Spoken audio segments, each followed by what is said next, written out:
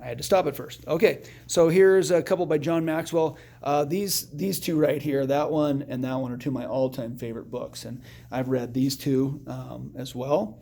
Wonderful books. I wouldn't encourage them if you didn't. Slight Edge was a life changer for me.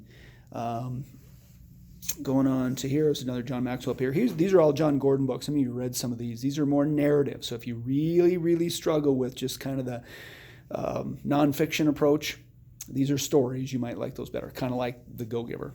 Okay, and then right here we've got, actually we watched a video from John Maxwell on leadership already. So if you really liked him, the old guy that was up there, that's more of that in that book. Okay, and then one of the most successful books of all time right there, 7 Habits of Highly Effective People, and there's the teen version. Jim Collins, also his most famous book is Good to Great, and so it's good. All right, can't really comment too much on them.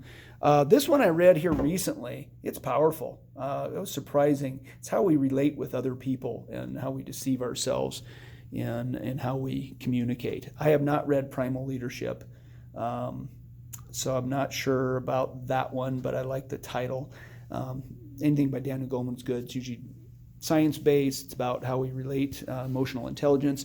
I've read this one. This guy actually, this is Brendon Burchard, who we've seen a video on. He's kind of over-the-top positive, a kid from Butte that's done some really good things. In fact, the first book on my list is High-Performing Habits, and that one's fantastic. That's more of a narrative right there. Some of you read Start With Why. Of course, we've watched Simon Sinek before. I have not read this one. I've had this for a while. I would like to. If anybody knows who Lee Iacocca was, he's the guy that turned Chrysler around in the 80s. You probably wouldn't remember that. Obviously, you weren't even born, but a very renowned leader. These are 4 of my favorite books right here. Obviously, The Go-Giver and The Compound Effect. Some of you read those if you took my personal finance class, and if you did, I'd rather have you pick a different book, but if you haven't, they're worth your time, and I've got multiple copies of those.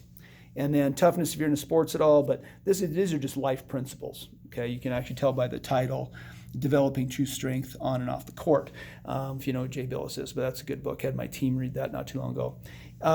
Daring Greatly is basically about being authentic and vulnerability, the power of vulnerability, and being who you really are. It's good exploration, honestly. And then these, I have not read. I'm a huge Maxwell fan, obviously, and I still haven't gotten to that one. That one I got on sales down at Chapter 1. Haven't read it. No. I like the forward. That is by John Wooden's one of my favorite people of all time. This one was in the library. I have not read it, but looks pretty good. This I have read. It's kind of an older book, but The Power of Optimism is basically strategies and how to get yourself thinking more positively. So